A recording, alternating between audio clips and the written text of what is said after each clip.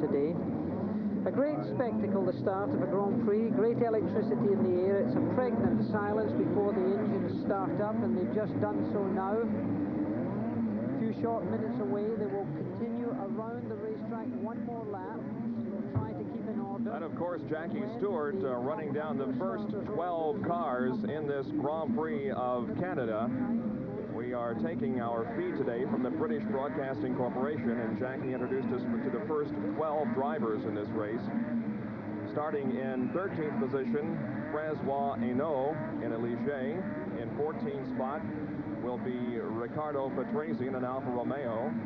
In 15th position, former world champion Keke Rosberg in a Williams. Then in 16th spot, Corrado Fabi in the Parmalat Brabham. Of course, Fabi is replacing his brother Teo, who is racing in Portland later this afternoon in a race you'll see live on ESPN. The 17th starting position held down by Jacques Lafitte in another Williams. Then in 18th position, Thierry Boutsen, the Barclay Aeros car. 19th spot, Piercarlo Ginzani in the Osella. In 20th starting position, Johnny Ceccato in the Tolman. 21st starting position, Martin Brundle in the Tyrrell Ford. A normally aspirated engine. There are only 3 normally aspirated engines in this race today as the drivers are taking their warm-up lap. In 22nd starting position, another normally aspirated engine in another Tyrrell, driven by Stefan Bellof. Mark Schur in another Aeros car has a normally aspirated engine. He starts in 23rd position. 24th, Hub Rottengatter. He is a newcomer to the Formula One circuit in his Spirit. 25th starting position, Formula 2 driver Mike Thackwell. And in 26th spot will be Philippe Alliot in the Ram Skoal Bandit. Well, John, the weather is beautiful, and thousands of spectators have gathered here on the Isle of Notre Dame, which is just outside of Montreal in the St. Lawrence River, anticipating a tremendous race this afternoon. Who are you picking? Well, since the beginning of the season, I've been picking Team Lotus, so sooner or later I'm going to have to be correct. I think Elio De Angelis, the winner of the Austrian Grand Prix a few years ago, has been hampered by developing a car capable of running with this Renault Turbo, and I think they're right on the brink of becoming very, very successful throughout the second half of this season. One of the things that you have to look for are the times that were turned in this morning in practice, their final practice period, and those were the times turned in with a full load of fuel and a complete race setup.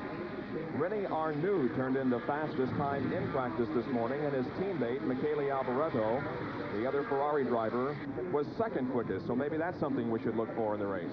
For sure. Michele Alboreto can always race maybe better than he can qualify. He's one of these drivers who puts someone in front of him, and all of a sudden he finds another half second in his lap times. Michele will be a challenge in this race up until the very last lap for sure. This is a 16-turn road course, 2.7 miles in length. There are essentially 2 hairpins. Turn number 16 is a hairpin. That is where the cars are right at this moment. And there to the left of your screen is the entrance to the pit area. Now, the drivers will be stopping, of course, here at the start-finish line in front of us for their traditional standing start to the Canadian Grand Prix. Team Brabham being led today by their driver Nelson Piquet, who holds down the pole for the event. Shot from overhead. The other remaining cars in the field going through the hairpin and now stopping at the start-finish line. One of the few last standing starts in North America, actually, most of the starts being rolling starts. This considered much more exciting to the Europeans and carried on over here. There was an incident that occurred here at the Canadian Grand Prix a few years ago that has caused a rules change. You can see the starter giving the flag, and the race is on. Into turn number 1, which is a left-hander, now into turn number 2, a right-hander. They'll go down a short straightaway here, coming right at you before setting up for turn number 3, which is a right-hand turn. Now moving into turn number 4, and again down a straightaway, and this is one of the longer straightaways on the course. At times, the speeds that have been turned in here right around 170 miles an hour. Now into turn number 5 and 6, a series of S's here before heading for turn 7, which leads to turn number 8. That is one of the 2 hairpin turns. And a challenge for the lead as Piquet moves to the inside and takes over first spot. Tremendous move on the inside of that particular passing area. Nelson always looking for any room whatsoever where to stick that Brabham nose. Piquet leading now down into turn number 10. Again onto a straightaway. And this is the area of the race course that will be known as the back stretch. This is the longest stretch that they'll be going through. Now into turn number 14. And into turn number 15.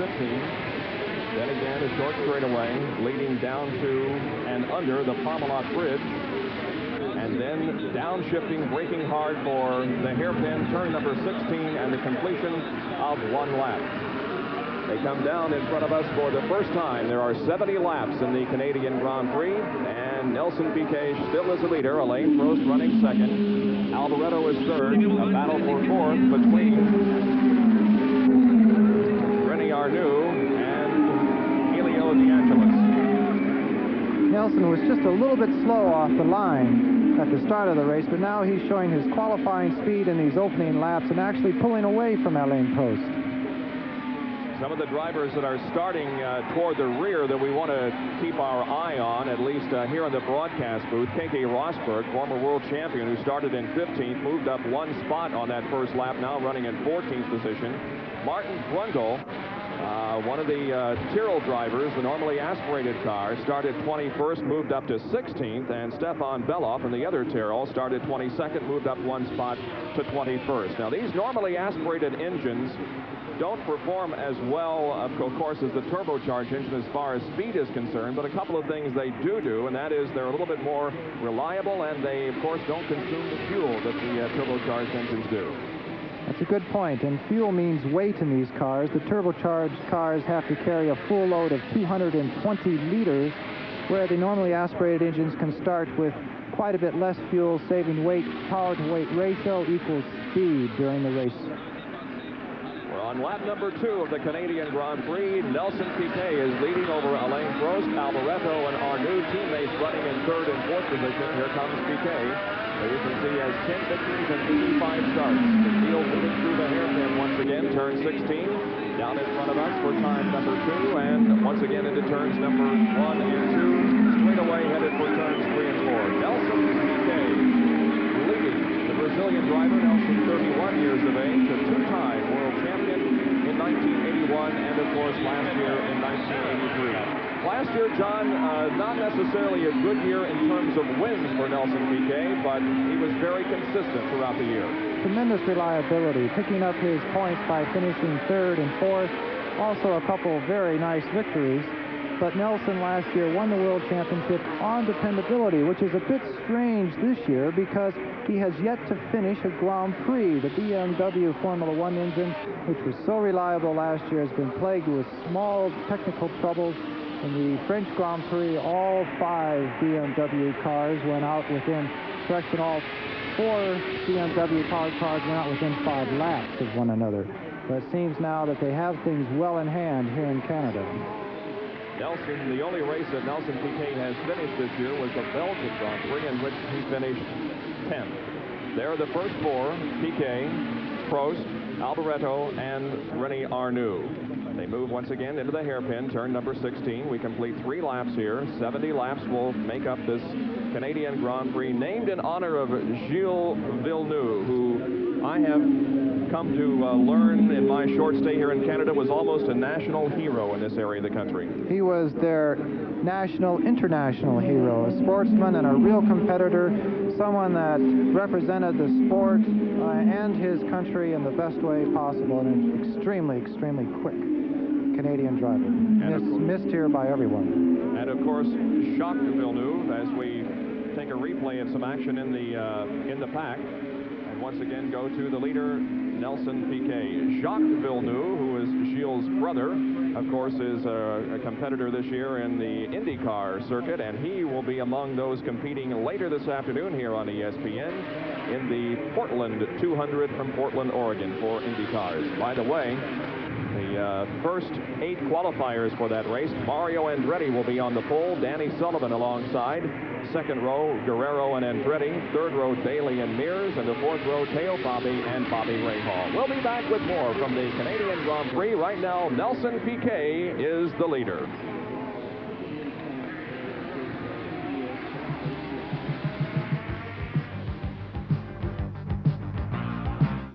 Back at the Canadian Grand Prix, I'm Bob Jenkins, along with John Visignano and Barry Gill covering the pit area for us this afternoon. Nelson Piquet, the leader of the Canadian Grand Prix, with Alain Prost running second, Michele Alboreto third, René Arnoux is fourth, and Elio De Angelis running in 5th position as we go back into the pack and pick up some of the action back here.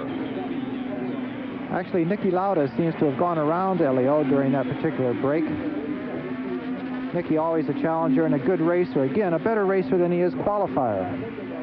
And Elio is being very closely followed by the Renault-powered and designed Renault, driven by Derek Warwick.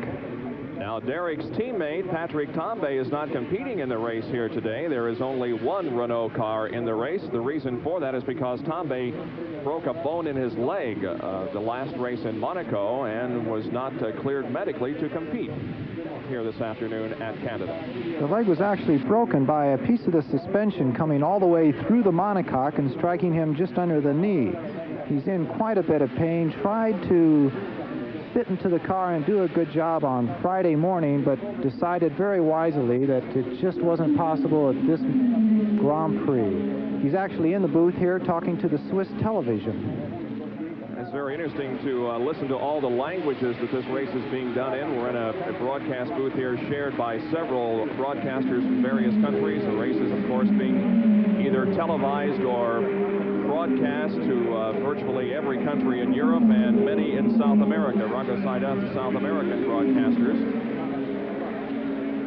Nelson Piquet from Brazil, one of those South American drivers, is in the lead, with Alain Prost running in 2nd spot, and then the Ferrari cars in 3rd and 4th. And it looks like that Alboreto in 3rd position, beginning to put a challenge now, or at least drawing closer to Prost in 2nd spot. Michele has been gaining on Prost these last 3 laps, and you're going to see a real battle there for the 2nd place.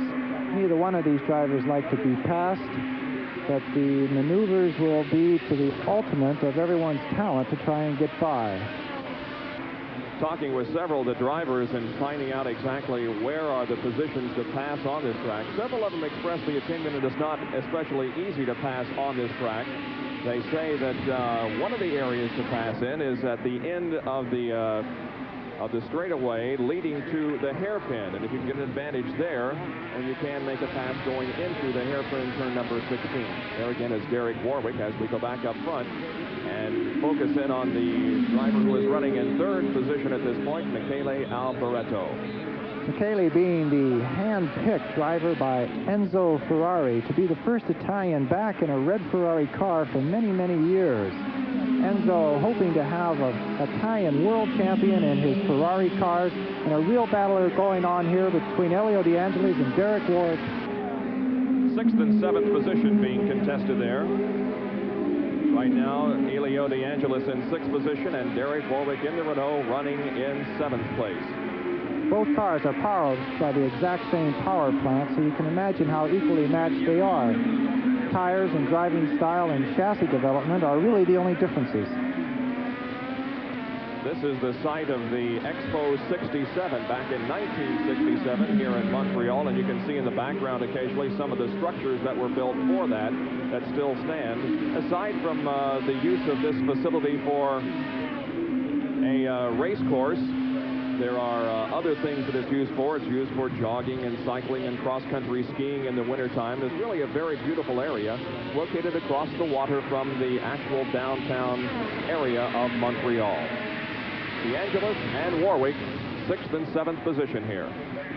Tires are so fragile in Formula One. You see Derek made a challenge and possibly may have heated his tires to a point where he had to drop back and let them cool off for another lap or so. This challenge will probably resume after his tires are back to a perfect operating temperature. Niki Lauda running in 5th position. Niki, of course, making a comeback, or made the comeback several years ago, actually, from the injury suffered in the accident several years ago, and has won 2 races so far this year. Here's the leader, Nelson Piquet, followed by Alain Prost, and the Ferraris driven by Alboreto and René Arnoux.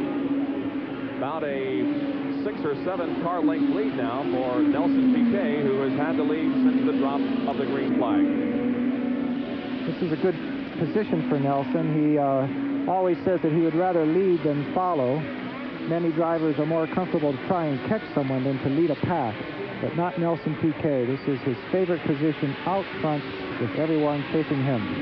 There are the standings: Piquet, Prost, Alboreto, Arnoux, Lauda, and DeAngelis. The first 6 positions here, as 8 tours, or laps, as we say in America, have been completed. One of the Ligier cars coming into the pits now. Looks like Ano. First year in Formula One. Yes, it is. It says Andrea de Cesaris, but that is not Andrea. It is indeed Francois Ano, the driver of car number 25, de Ligier. This is Francois' 6th race. Earlier this year, he has a 10th place finish in the South American Grand Prix. The others, he either did not finish or did not qualify.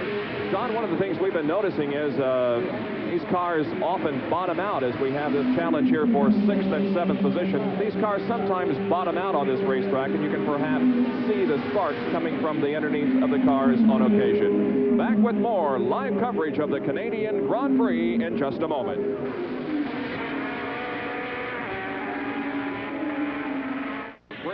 Just as you join us, Michele Alboreto, who is running in 3rd spot, has stalled on the course. Nelson Piquet is still leading, and there is the 2nd place car driven by Alain Prost. But Alboreto is out of the race, and that's going to move René Arnoux up into 3rd spot now. Let's pick up on the point that we were making before the commercial, John, and that is the fact that you may see some of the cars bottoming out, especially in this area of the racetrack. Going over those bumpy sections and into a hard braking area, especially the Parmalat Brabham, runs very soft suspension settings during the race, softer than any other Formula One car, and with 220 liters of fuel on board, that's a tremendous weight to be carrying over those bumps. Now later in the race, you'll see less sparks because of the weight of the car is decreasing. But at the moment, he's getting quite a shock every time he hits those bumps, and it's quite spectacular, to say the least. Alain Prost running 2nd now, just biding his time, it would appear, waiting for perhaps the engine on Piquet's car to let go, as it has so many times this year. But right now, Nelson Piquet showing the way and running well here at the Canadian Grand Prix. Both these cars are Michelin-shod automobiles, so you're not going to see any advantage or disadvantage tire-wise. They may be running different compounds, but it's the same manufacturer. There is Prost once again in car number 7. Coming up on some back markers here, actually. It'll be interesting to see how they handle. Coming into the hairpin is the Skoll Bandit ahead of Nelson. Moving over gentlemanly, letting the leader go by. And the DeAngelis and Warwick battle is continuing out there. These drivers have been running together on the racetrack since the race began. Now we're talking about a 5th and 6th place for those 2 drivers with the demise of Alboreto. And there are the standings: Piquet, Prost, Arnoux, Lauda, DeAngelis, and Warwick. DeAngelis leading Warwick out of the hairpin turn down the front stretch in front of us. And now Warwick making a move to the outside, trying to pick up that spot into 5th, and he does it. So Derek Warwick has moved into 5th position now. Fantastic move there. It seemed like the Renault was a little bit better on the brakes, but Elio was always pulling away from him on exiting the corners. So Elio may have let him go by on the brakes.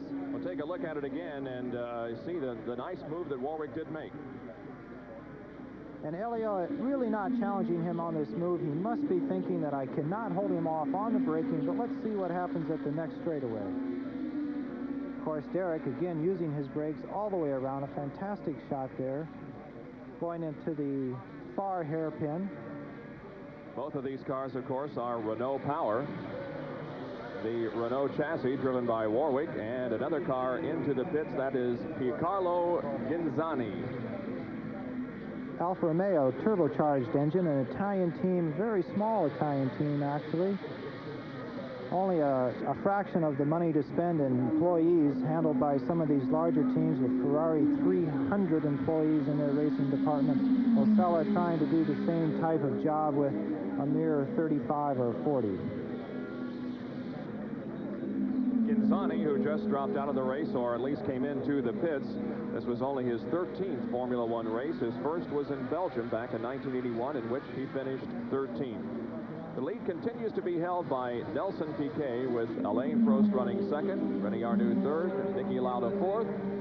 And this battle here between Warwick and De Angelis for fifth and sixth. Right now, Warwick has fifth spot. Of course, the Formula One points go down to sixth place, so even though sixth is somewhat away from the leader, it's fought for just as hard as anything else on the grid. Mike Thackwell there in the Skoal Bandit, who is going to be the Formula 2 European champion this year. We've been following the Formula 2 season on our ESPN Speed Week show, which is on every Thursday evening at 7:30 Eastern Daylight Time. And this young Mike Thackwell has been doing a tremendous job on the Formula 2 circuit this year. And in his Formula One race here today, not his first Formula One race. In fact, it is his second. He is replacing Jonathan Palmer, who is the regular driver of the Skoal Bandit car number 10. Once again, Derek Warwick and Elio De Angelis, the Renault and the Lotus.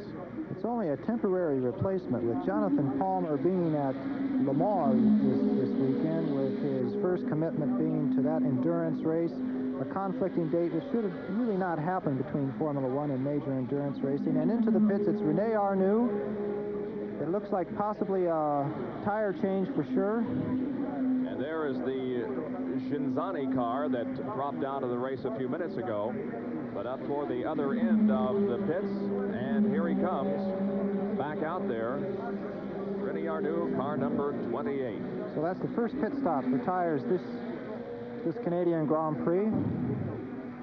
There's the interval between first and second, Piquet and Alain Prost.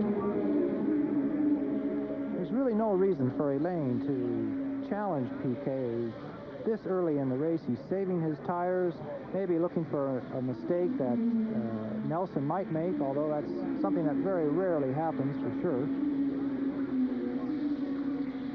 McLarens have dominated the whole Formula One scene so far this season, but here the team that everyone thought could challenge them is leading the event, with the reliability of the Brabham looking very strong here. 12 laps have been completed out of 70 in the Canadian Grand Prix. Turn number 16 here. First and second position. There is Alain Prost in car number 7. Just keeping Nelson in his sights. Another thing they have to think about is the fuel economy. Now, last year they were allowed to refuel, but because of the danger and so forth, this year they have to go the whole distance on a maximum of 220 liters. So if they're in a position like this where they can keep each other in their sight, no one's knocking on his back door too hard, and he can simply drive a little bit more economically and know that he can have enough fuel to challenge in the later stages of the event. That translates to about 58 American gallons, so it's really not very much to complete this race on. We'll be back with more from the Canadian Grand Prix in Montreal in a moment.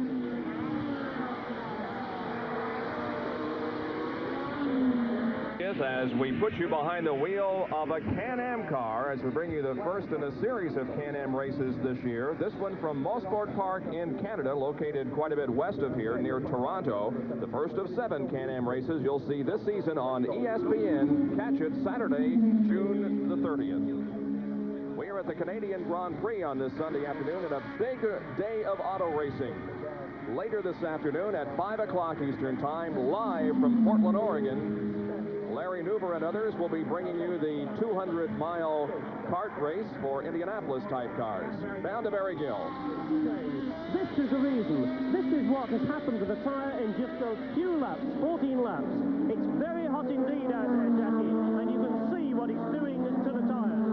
Other news from the pits, Ginzani is out of the race because of his gearbox, and Haino stopped because of a turbo problem. I've got a feeling, Jackie and Brian, we're going to have a lot more pit visitors very shortly indeed. Barry Gill reporting from the pit area. Giancarlo Ginzani was up here in the broadcast booth, in fact, just right beside us, explaining his problem, and as you heard Barry say, it was a gearbox problem. And John, the temperature that we talked about at the very start of the broadcast, with the track temperature at 105 degrees, apparently is playing a role here in the early stages. For sure, with that type of temperature, first of all, these drivers are experiencing possibly as much as 120 degrees inside their cars, and they are not too sparsely clothed. They have 5 layers of fireproof dress on and a helmet and a balaclava that goes over their face, and it can be an uncomfortable position. As far as the tires go, I'm actually a little bit surprised that this early in the race there was that much damage done. Again, that can be done in one lap, and maybe Rene Arnoux, in trying to get past a certain car or making a certain maneuver, blistered those tires before they really should have gone off. That's going to be a problem, because now Rene has to go the rest of the race supposedly on the tires that he has, and that is going to be a very difficult situation. He's going to have to drive extremely smoothly and not try and do that same mistake again. There is the leader, Nelson Piquet in the Parmalat Brabham. A lot of American people probably aren't familiar with what some of these sponsors represent. Parmalat, which sponsors the Brabham cars, is the Italian national dairy. Of course, we're all familiar with Marlboro and what it is on the Alain, Prost, and Niki Lauda cars. But as we go through the afternoon and spot some of the sponsors on these cars, we'll tell you who they are or what they are. We were talking earlier about the fuel situation. They're not permitted to stop for fuel. They're allowed 58.01 American gallons, or 220 liters, but there are a lot of people looking at ways in which to get more fuel out of 58 gallons. And one of those things they're doing is cooling it. It's almost taken down to the freezing temperature, and this compacts the density of the fuel. So I don't know the exact figures, because team managers are very secretive about that sort of thing, but you're talking about an extra 2 or 3 gallons over and above the legal amount. Now, that is after the fuel has warmed up and therefore is only refilling the part that has been used. So they are within the rules. Here we have our leader coming up on the Barclay Arrows car of Mark Schurer. Mark will certainly let him go by. Mark driving the normally aspirated Cosworth car, and Nelson does go by. Mark again realizing he's only about 150 horsepower down and would never do anything to hold up the current race leader. And also, I don't think he'll give Alain Prost any trouble.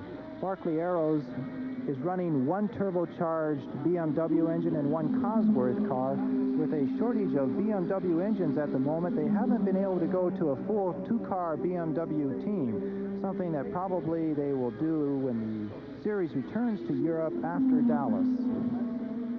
Mark Schurer, who is running right behind our leader, Nelson Piquet, but who is not in the top 20 at this point, is a Swiss driver. This is his 56th Formula One race, and his best finish was a 4th back in 1981 at the Brazilian Grand Prix. Did not finish the race here in Canada last year. Mark, a very talented driver, of course, always looking for equipment to equal his driving talents. Now Alain Prost is looking for the opportunity to pass Schurer. As we continue to follow our leader, Nelson Piquet. He's coming out of the hairpin, and there is the Alain Prost situation as he's following Mark Schurer across the start-finish line, completing 19 laps, and there's one of the Pullman cars with Ayrton Senna, and he right now is being shown in 8th position. He started 9th. He is, of course, the driver who was doing exceptionally well at the most recent Grand Prix in Monaco. In fact, running second and gaining about 2 seconds a lap, they say. But unfortunately, the race was halted because of inclement weather, and he had to settle for a second. But a lot of people believe that he had the ability to win that race in Monaco. Not only he thought he had the ability to win, but the winner of the race, Alain, Prost, said that for sure within another couple laps that Senna would have been in a passing position and he would not have challenged him. Prost was having a very difficult time with his brakes, them being made out of carbon fiber for weight advantage, but in the wet not being able to de-accelerate the way he was hoping to. Now, a further story is that the normally aspirated car, Stefan Bellof, was in third position at the time the race was called, and everyone agrees that if it went the distance and if Stefan did not make any mistakes, that he actually would have overtaken Senna.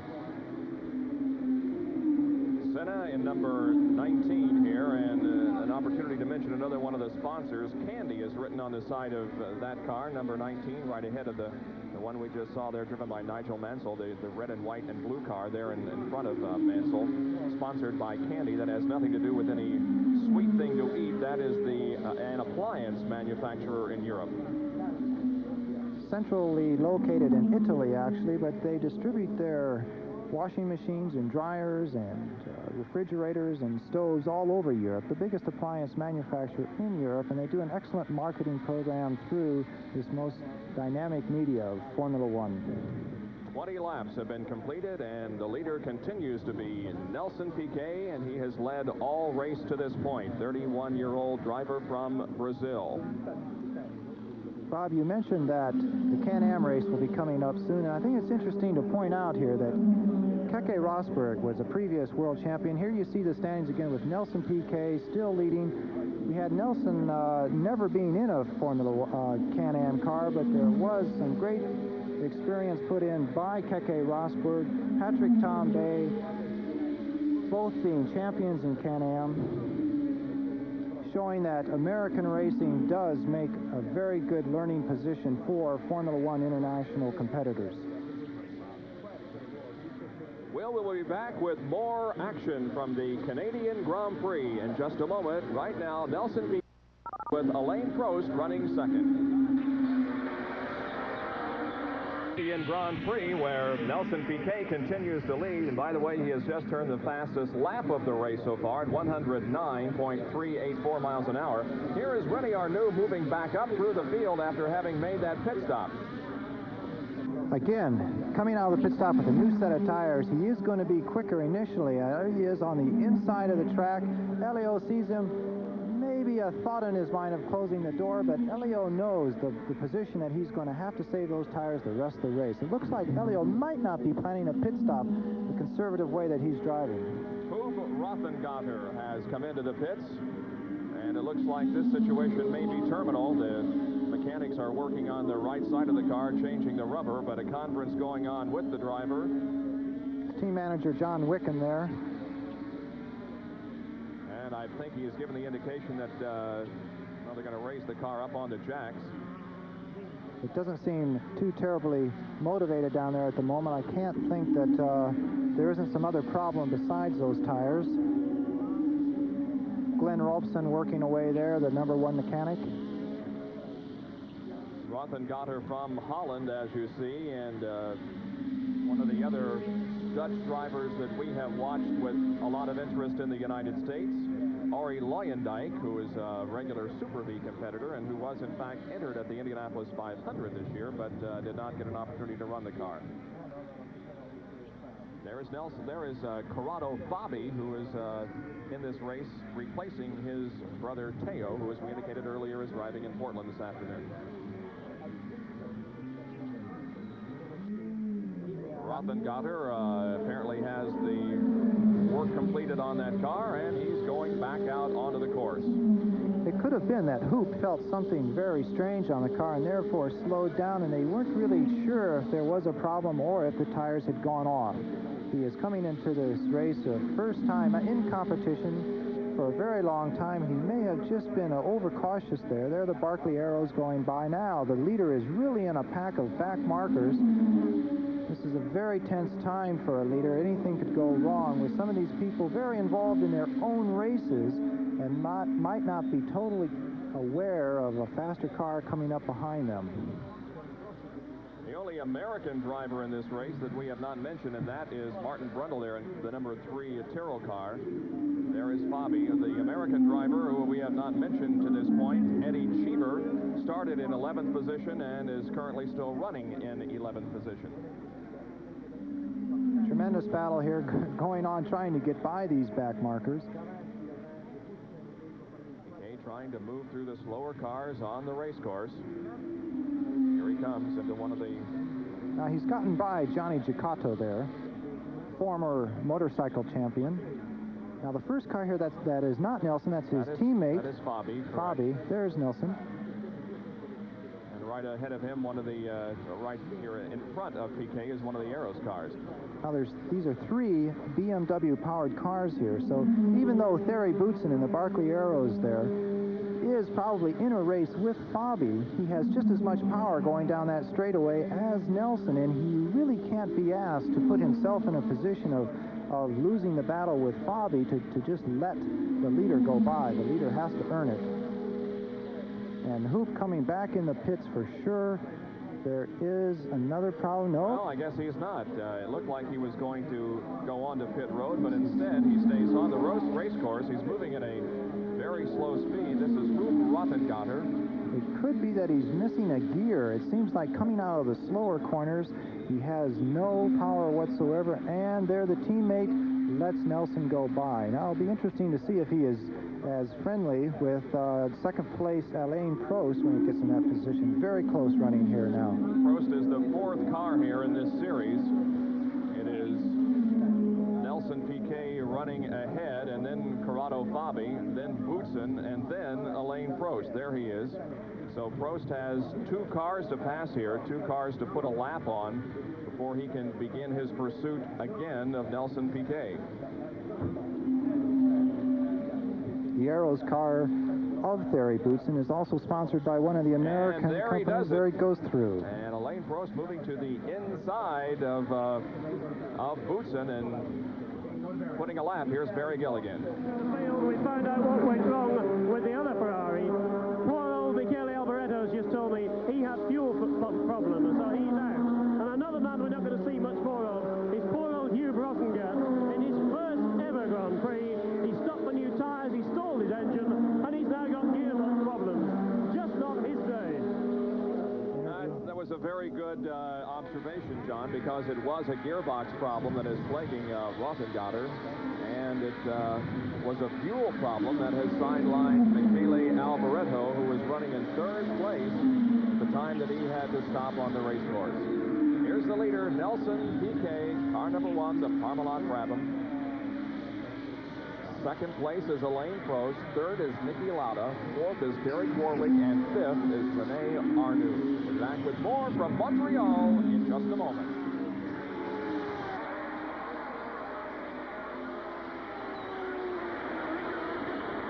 Back at the Canadian Grand Prix, Nelson Piquet is the leader. Alain Prost running 2nd, Niki Lauda is 3rd, Rene Arnoux is 4th, and Derek Warwick is in 5th position. We've been watching the Ferrari of Rene Arnoux move back up through the pack as he made a pit stop. Joining us in the broadcast booth is his teammate, Michele Alboretto, who unfortunately suffered some mechanical problems early in the race. Michele, what was the problem?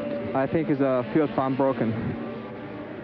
You were running in 3rd position at the time, and there, by the way, is your car on the left or the right side of the screen. You were running in 3rd position. Was the car working well for you up to that point? My car was very good, and I wait the first part of the race for make an attack to Prost and Piquet. I am very unlucky this year, I think. How are the track conditions? We heard the track temperature is something like 105 degrees, and your teammate came in to change tires because of some blistering. Is it hot out there? For our car, I think this weather condition is very good because we need a hot temperature for our car. Unfortunately, Rene have make a pit stop because his tire is not very good, but for me, I have not the same problem at the beginning of the race. Thank you for joining us, and we wish you a lot of good luck in coming Grand Prix. Thank you. Michele Alboretto, one of the drivers who went out of the race early here at the Canadian Grand Prix.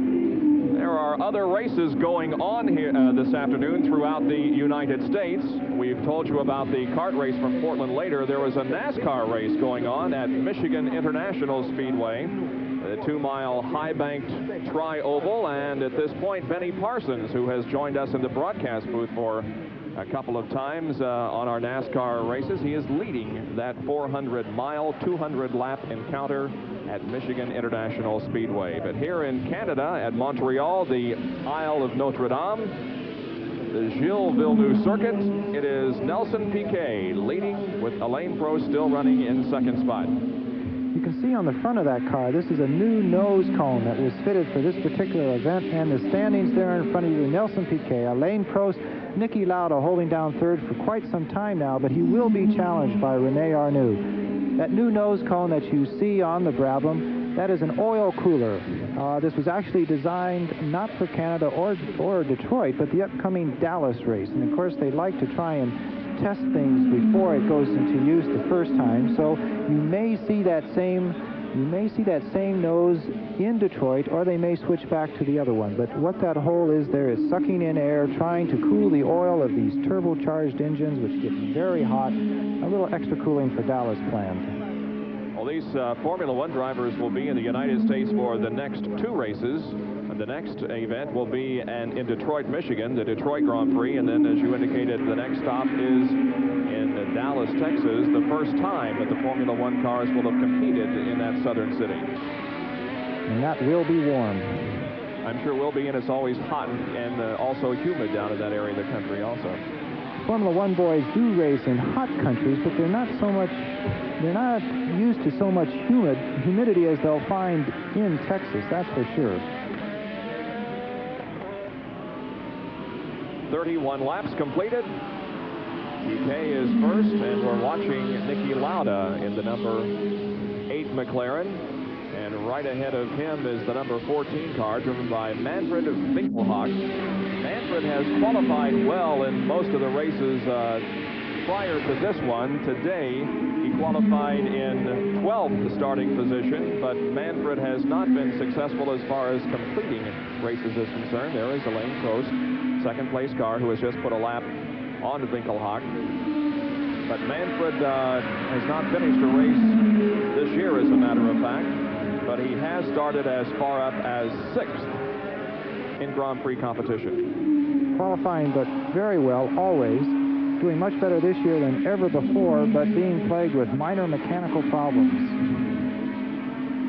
We have a new fast lap turned in the race, and by the way, track records are recorded only during race competition. There is no such thing as a qualifying one-lap record, but the new fastest lap during today's race was just 2 laps ago. That was turned by Niki Lauda at 110.009 miles an hour. Now, in terms of speed, what would these cars achieve as far as a trap speed is concerned, or the fastest before backing off for a turn?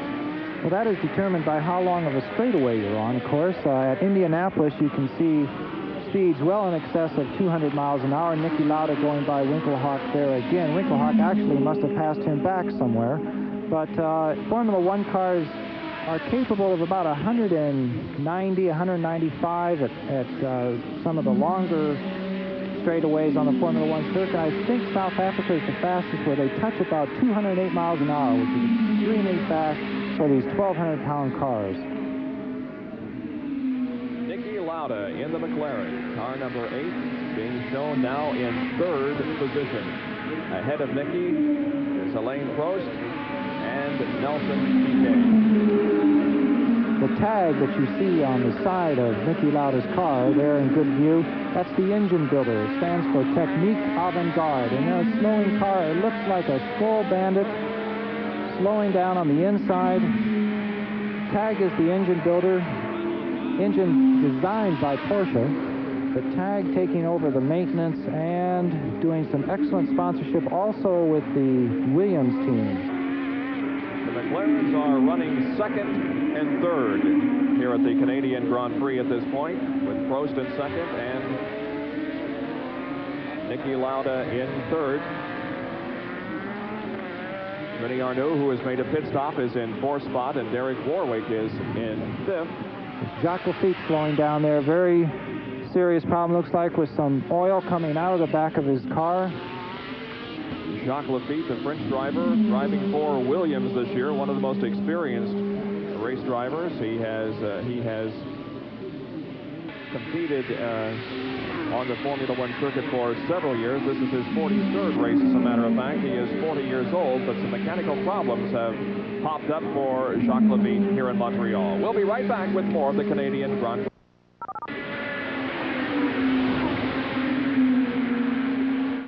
The Auto Racing 84 Series all summer long, and the next time after today that we'll be with you will be in Cleveland, Ohio for the CART PPG IndyCar World Series race.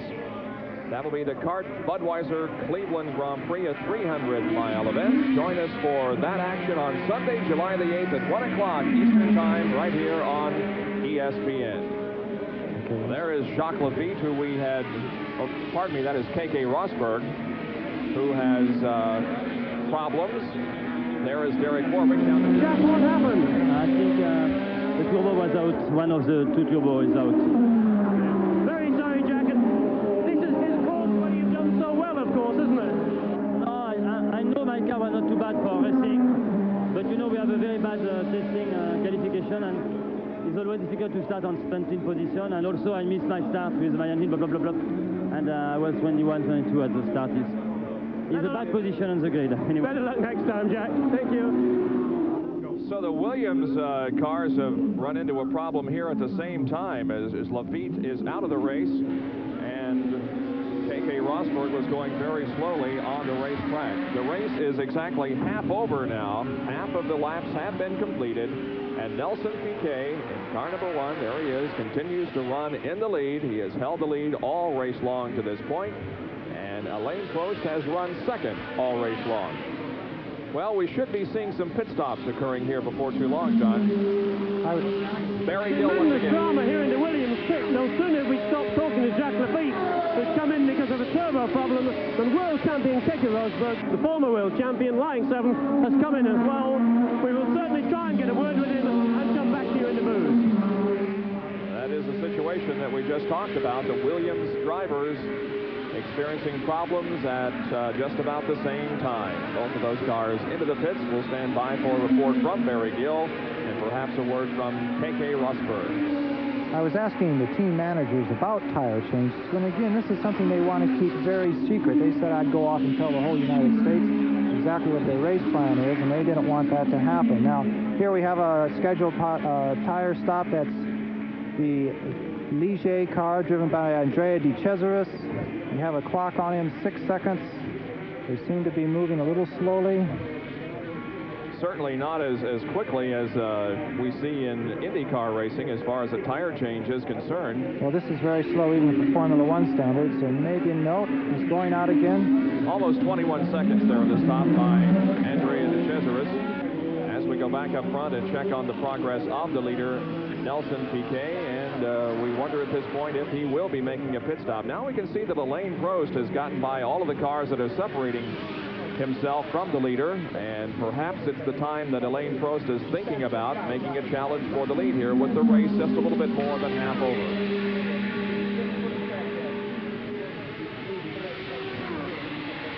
There is Prost in second. And to the inside, trying to pass one of the back markers, the third place car driven by Niki Lauda. Rene Arnoux, once again, in car number 28, is in 4th position at this point, having already made a pit stop. Beautiful red cars of Ferrari, so distinctive. The Jeep on the car again. That's the Italian Petroleum Company. Let's go to Barry Gill. Well, I'm in a very unhappy pit indeed, as I said. First Jacques Laffite, and then the former world champion Keke Rosberg. Keke, what happened? The engine just cut off. I think electric, it just quite returned without any warning stops. Really hasn't been the Williams weekend, has it? No, I think the race was going reasonably, but then this happened. I think we would have been looking quite good at the end of the race. You certainly looked as if you're going to get some points, Keke. You must be very disappointed. You always are when you don't finish a race, because only the finishers get rewarded. Here's to the next time, Keke. Thanks for talking to us. Being a Keke Rosberg, the Finnish driver, the 1982 world champion, last year was 5th in points. His 2 career wins have come at Sweden in 1982 and Monaco in 83. He will not win the Canadian Grand Prix in 1984. He and his teammate Jacques Lafitte are both out with mechanical problems. Piquet actually owes a great deal of his success to an American entrant, Fred Opert, who was sponsored by Valvoline Oil for many years in Formula 2, and then on to Can-Am racing. He's a hard driver, someone locking up the brakes there. It's one of the Lotuses.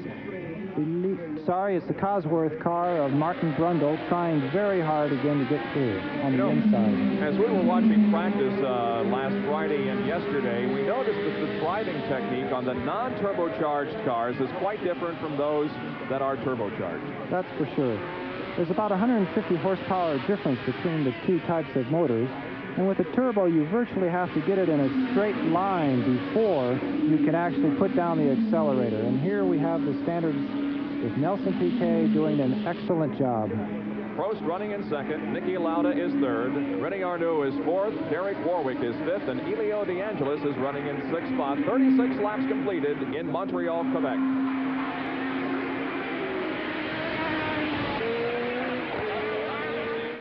Back at the Canadian Grand Prix, the first 5 positions, Nelson Piquet leading, Alain Prost running second, Niki Lauda is third, René Arnoux is fourth, and Derek Warwick running in fifth spot. 39 laps have been completed. And drivers who are out of the race include Michele Alboreto and the 2 Williams cars, Keke Rosberg and also Jacques Lafitte. All have retired from competition here in the first half of this race. The first 7 cars are running on the lead lap. A lap down in 8th spot is Ayrton Senna. 9th is Eddie Cheever. 10th is Stefan Bellof. 11th is Manfred Finkelhock. 12th is Corrado Fabi. 13th is Martin Brundle. 14th is Riccardo Patrese. And 15th is Johnny Ceccato. Here you see the 2 beautiful John Player special cars going around nose to tail. Good friends, these 2 drivers, but still very competitive individuals with Elio De Angelis and Nigel Mansell.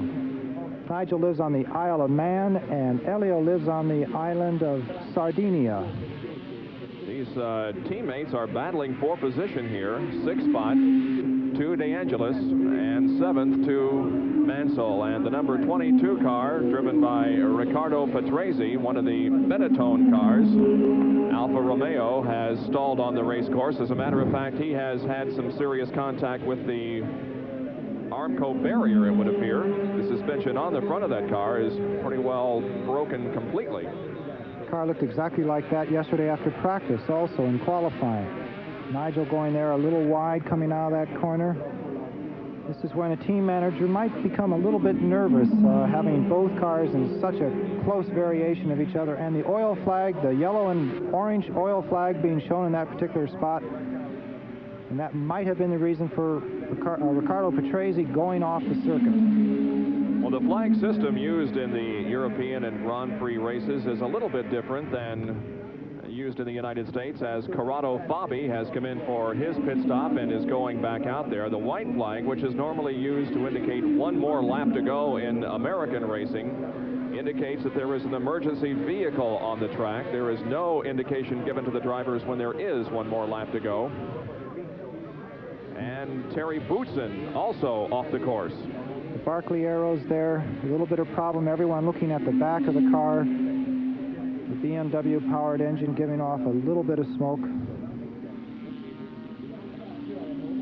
We'll go back and look at these Lotuses, sponsored by John Player. Another sponsorship that we should elaborate on. Those are, of course, a brand of cigarettes made in Europe. And the Benetton car that we saw just a few minutes ago, that is an Italian knitwear company. Benetton, the sponsor of the Alfa Romeo cars, driven by Riccardo Patrese and Eddie Cheever. From high overhead, the Isle de Notre Dame. And there is the battle there for 5th and 6th position into the hairpin. It is De Angelis and Mansell going for position. Fantastic battle going on here, and as I can see on the outside, Nigel trying to come through, but Elio says, no way, buddy, we're friends, but we're competitors all the way down to the end. Now Nigel's certainly going to try something on the inside, possibly. All right. He knows that's not the place. Well, that brings up an interesting subject that we should perhaps talk about, John. Is there a number one driver in a team like this? Actually, no. Both drivers are considered what they call equal number ones. They get the same amount of equipment, the same kind of tires, and the same amount of money is spent on both cars. Now, here comes a situation where the leader is going to get caught up in this tremendous battle between the teammates on the John Player special cars. Well, we'll watch Nelson Piquet's strategy in trying to put a lap on the 56. Spread any gloom and doom, especially for Nelson Piquet fans, but I have to tell you the reason Corrado Habi came into the pit was because he was having a boost pressure problem. Let's hope that Nelson Piquet has had such an awful doesn't have the same problem, but that he not only finishes his first race, but he finishes his second. I'm not biased, but I just think Nelson deserves the win. The report from Barry Gill in the pit area. As out on the racetrack, the action is beginning to heat up. Nelson Piquet, the leader of the race, is approaching some slower cars, and those slower cars, if you would like to label them as such, driven by Elio De Angelis and Nigel Mansell, 5th and 6th positions. Some of these long shots, you see the two McLaren cars coming up behind Nelson Piquet. Now, if Nelson is held up by the Lotuses, that's going to give a chance for these two to catch up. If they don't start playing games with each other, they should be able to gain some ground on the leader. Piquet moving through the S's. There are the Lotuses, the John Player-sponsored cars. There is Nelson Piquet right behind them. These are 6th and 7th position instead of 5th and 6th, as I indicated a few seconds ago. In 5th spot is Derek Warwick. 6th is De Angelis. 7th is Mansell. And as you indicated, John, the McLarens, there they are, just popping into the screen at the top. Pursuing still Nelson Piquet, but at this point showing no desire to challenge for the lead. The question is, are they able to, or are they simply holding back and waiting for the laps to tick off and conserving the fuel perhaps and making a run at it in the late stages of the contest? There are the McLarens, Prost and Lauda. 2nd and 3rd position right there as another car moves into the pit area. That is the number 26, driven by André de Cesaris. We'll be right back from Montreal.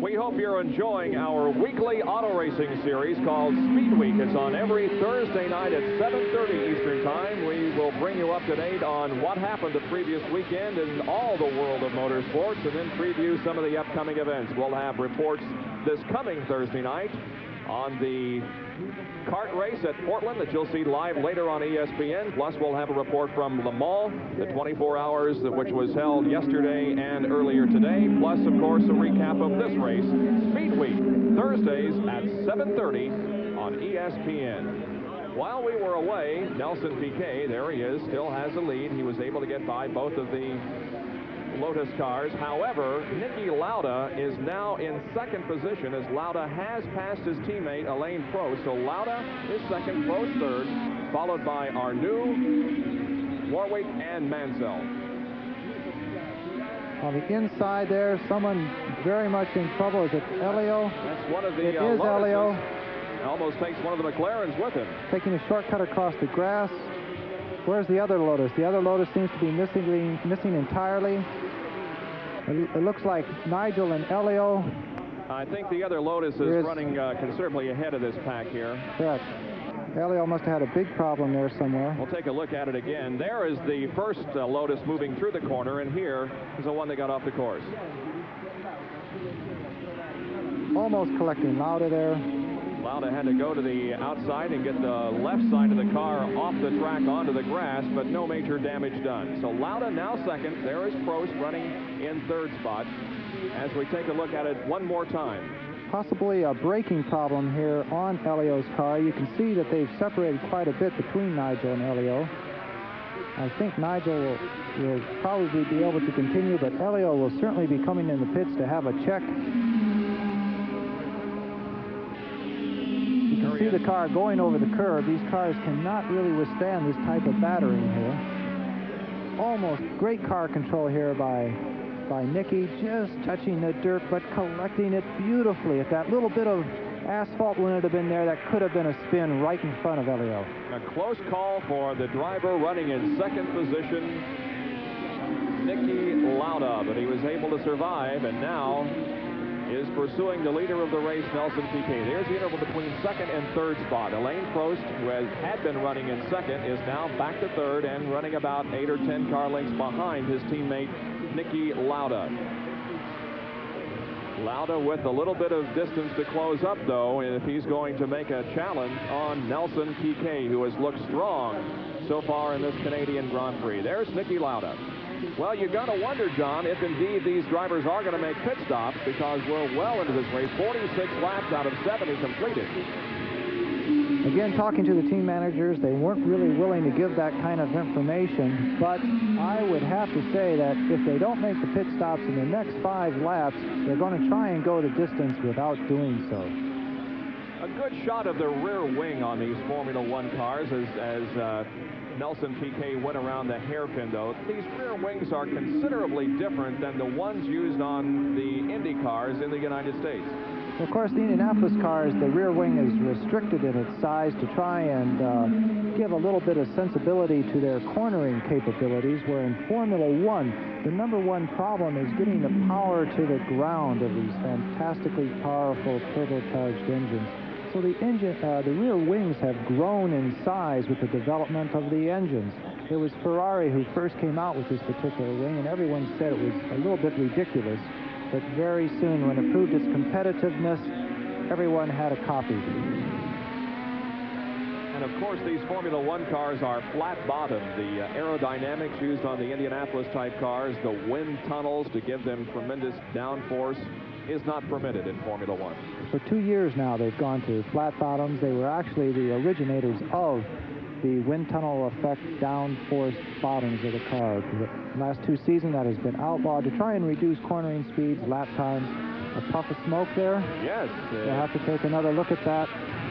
Looked like the Piquet may have let go with a puff of smoke there. We'll continue to watch that situation. While there is Ayrton Senna, who is now running in 9th position. Senna has not been all that strong. There is Piquet in #1.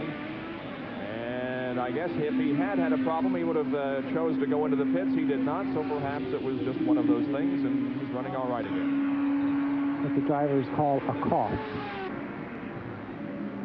Alain Prost is the leader in the Formula One standings at this point. This is the 7th race of the season. Prost has 28.5 points. Niki Lauda second in the point standings with 18.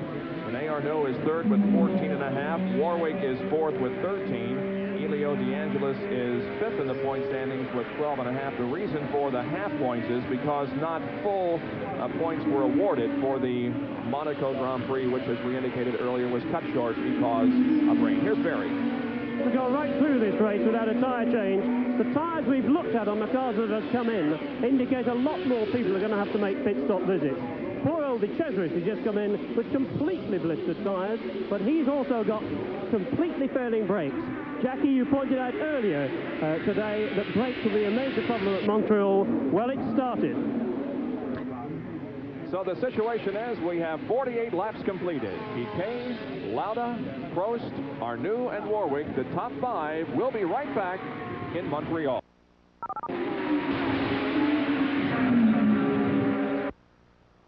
On Saturday, June 30th, ESPN brings you another exciting season of high-flying CFL fun. A live matchup between Eastern Division foes Hamilton and Montreal. Another CFL season premiering live Saturday, June 30th on ESPN.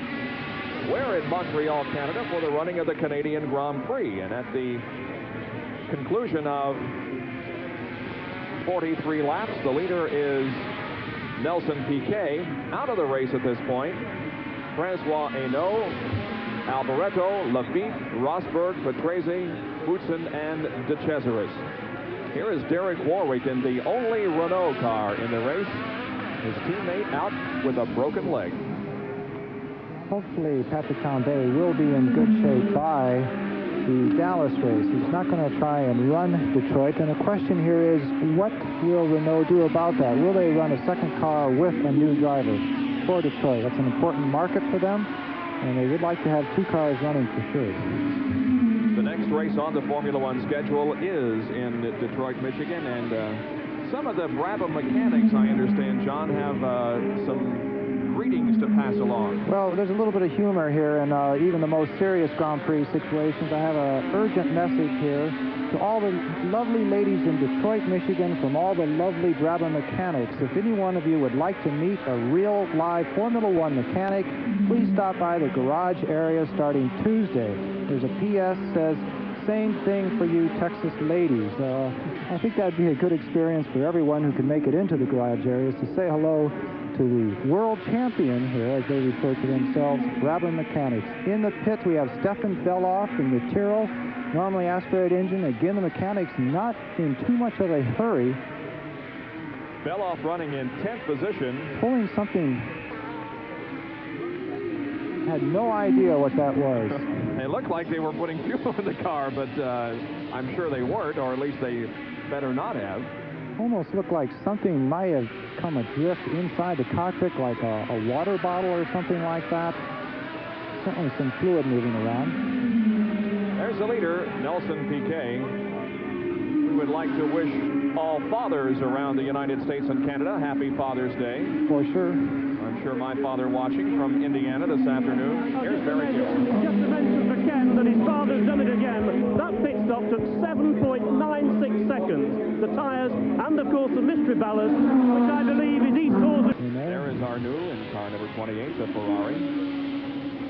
He is being shown now in 5th position. Warwick has passed him. There's Derek. And behind him, commentators do not have the advantage of large numbers on these cars anymore. Going on the inside there, Manfred Winkelhock having a look. You really have to rely on the driver's helmets to be able to identify who is who. Manfred really having a try there. Manfred is shown in 11th position, a lap down, so he is not on the same lap. But Manfred doesn't care what lap he's on. He's there to race, but it looks like Arnoux is actually slowing, yes, for sure. As now two other cars have been able to pass René Arnoux, so Arnoux is in trouble. There's the leader, Piquet. Arnoux slowing.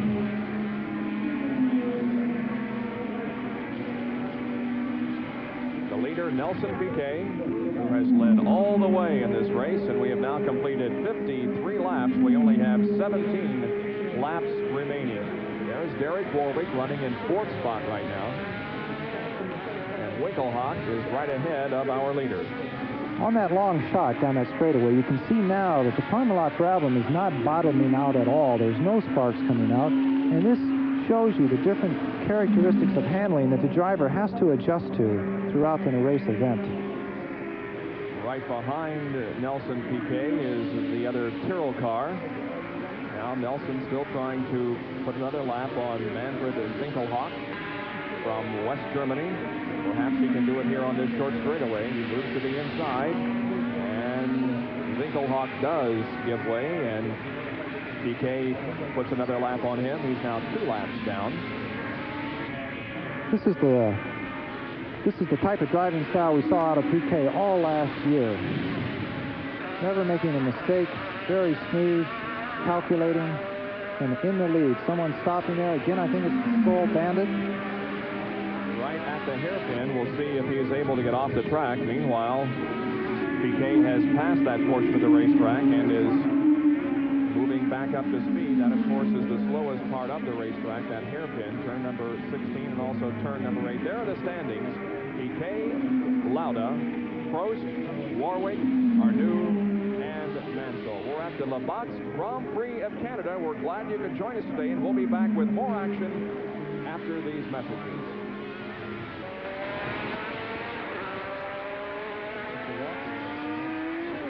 Back at the Canadian Grand Prix, we're watching the leader, Nelson Piquet, the Parmalat Brabham. 2nd place, about 5 seconds behind, is Niki Lauda. Then about 16 seconds behind the leader is 3rd place, Alain Prost. 4th place is Derek Warwick. Fifth is Rene Arnoux, who is now a lap down. There are only 4 cars on the lead lap at this point. There is Piquet, looking very strong here with less than 20 laps to go in this event. And there is Stefan Bellof, who has pulled off the course in one of the Tyrrells, the normally aspirated engine. He is climbing out of that car and calling it quits for the day. He's climbing out right in front of his pit crew, actually. He's not in the pit row. He's on the outside of the guardrail protecting the pit row. Mark Schurer still running, the Renault there being overtaken by Nelson Piquet. Mark Schurer is still running with the Cosworth. And John, it would appear at this point that the Brabham is looking very strong. As a matter of fact, has a 4-second lead on one of the McLarens and a 16-second lead on the other one, and that's a lot of distance to make up on this racetrack. It's a lot of time in Formula One. Of course, that can be eaten up by one problem, one gear going off, or having to make a tire pit stop would totally eat up all the way down to the 20-second mark. But at this point, Nelson Piquet looks extremely strong for his first well-deserved victory of the year. Well, now the leader has been able to pass Derek Warwick, and so there are only 3 cars on the lead laps, the Brabham of Nelson Piquet and the 2 McLarens. Again, showing a very strong McLaren domination so far this year with that TAG turbo engine designed by Porsche.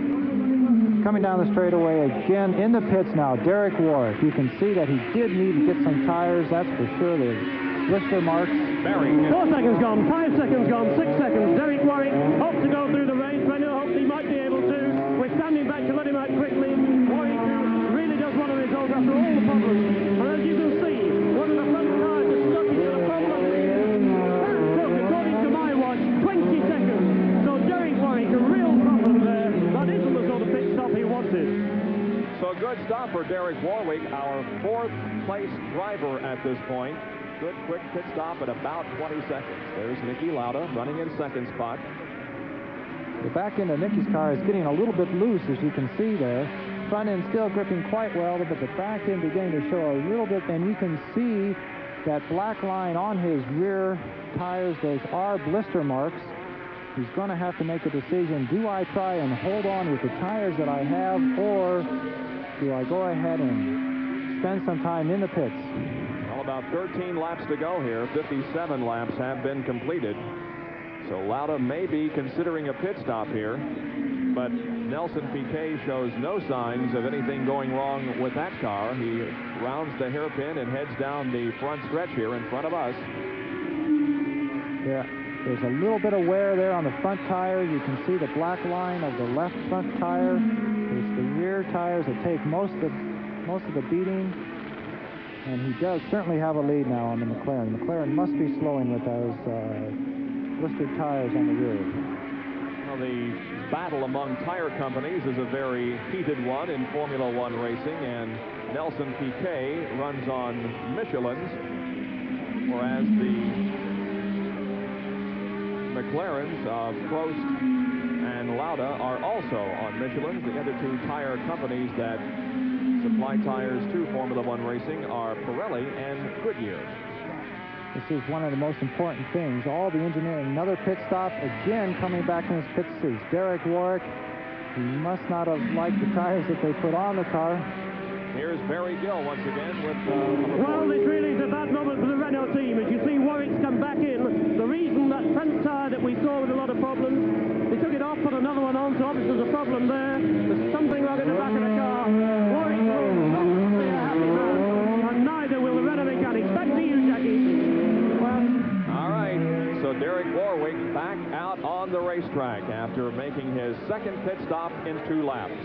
Again, showing the importance of tires. You have to understand that the whole design of a Formula One car only has one contact with the road. That's those 4 black patches of where the tire meets the road. And all that aerodynamics, all that power, brakes, everything, suspension design is transmitted through that rubber down to the road. Well, Nelson Piquet is stretching out his advantage over the McLarens. It is now a 6.5 second interval between first and second, and almost a 33-second distance between first and third.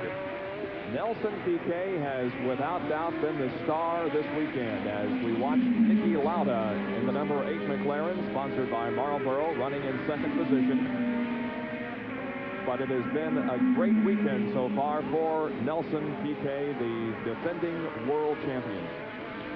All the Goodyear tires in Formula One are actually produced in Akron, Ohio, and air freighted to each event. They can take as many as 2,000 to 3,000 tires to one particular race meeting. Tremendous effort by Goodyear to keep everyone in good shape. There is Nigel Mansell, who is running now in 4th spot, a lap down. Mansell in 4th in the Lotus. 5th spot is Arnoux. And 6th is the other Lotus driver, Elio De Angelis. We mention again that live later this afternoon here on ESPN at 5 o'clock Eastern Time, live coverage of a 200-mile race from Portland, Oregon, the first time that the Indy cars have competed on a road course. In that city, Mario Andretti and Danny Sullivan share the front row, and another IndyCar driver who will be competing in that race, as a matter of fact, won the very first race that was held on this Gilles-Villeneuve circuit. We're talking about Hallie Holmes, who raced here in September of 1978 for the North American Formula Atlantic Championship, and Hallie Holmes won that race. Martin Brundle and the other Tyrrell car has come into the pits. Now they are doing something on the side of the car there. There is a hose. It cannot be fuel. The question is, what is it? Well, Barry Gill mentioned earlier, I think some sort of ballast, water ballast. Water, right. It must be very important water for them to make those stops for. 60 laps completed now, 10 laps to go in the Canadian Grand Prix. Nelson Piquet, a 7-second lead now on Niki Lauda. Back with more coverage from Montreal, Quebec, Canada in just a moment.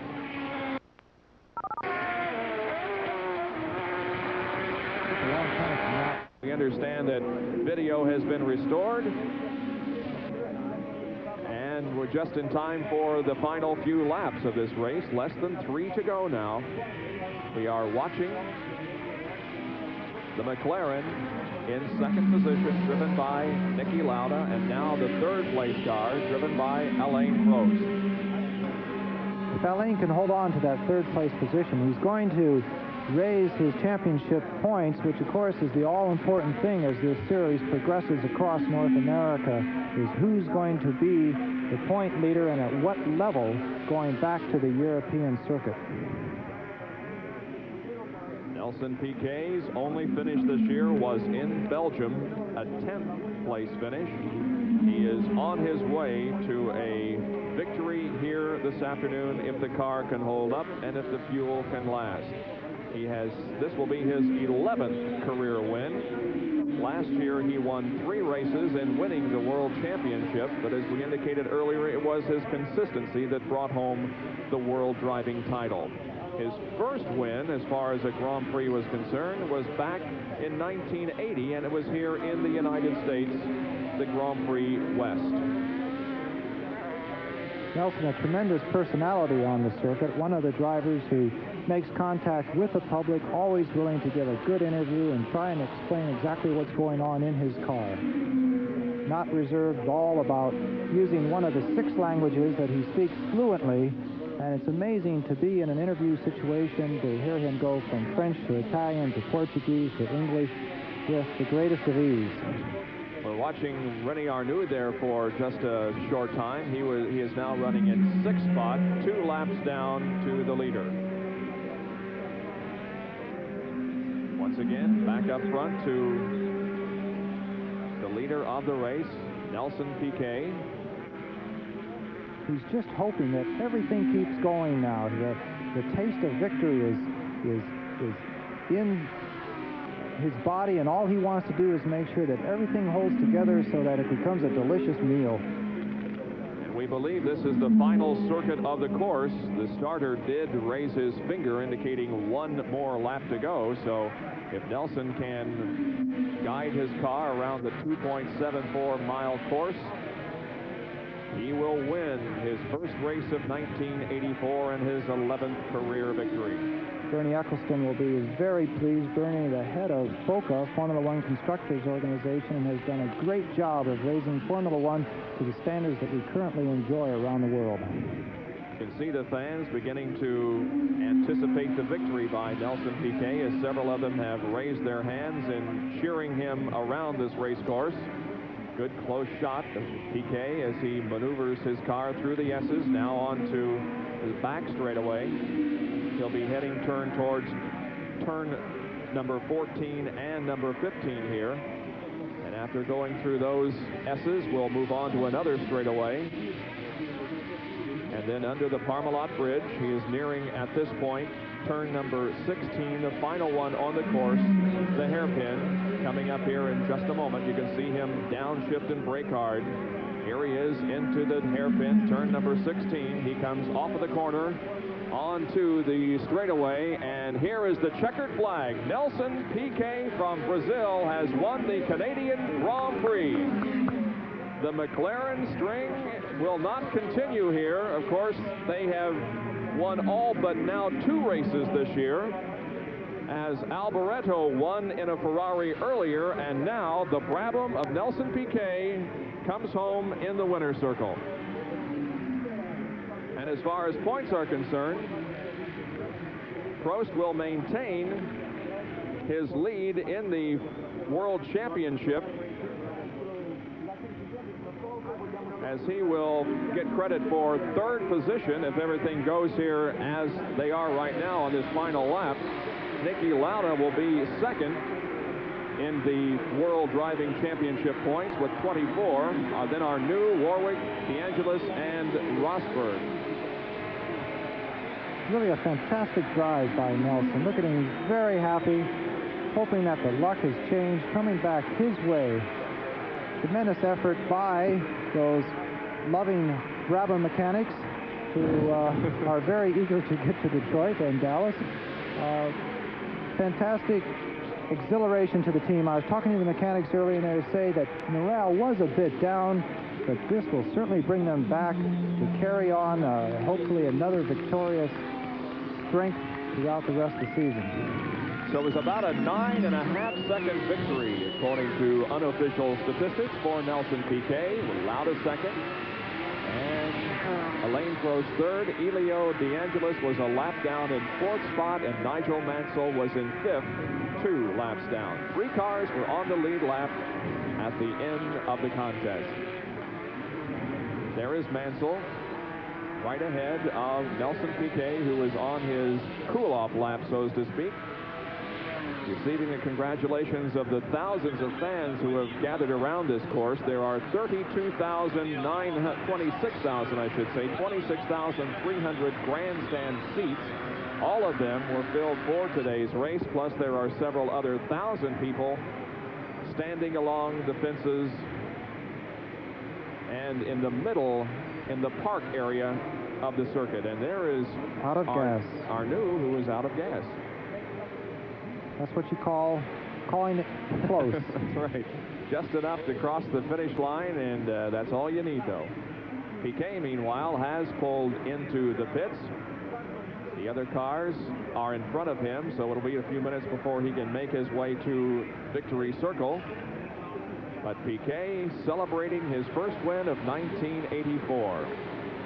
He was 22nd here last year at the Canadian Grand Prix.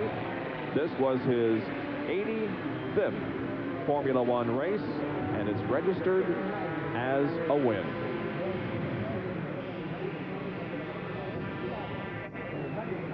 Safe race. We had no major accidents on the course.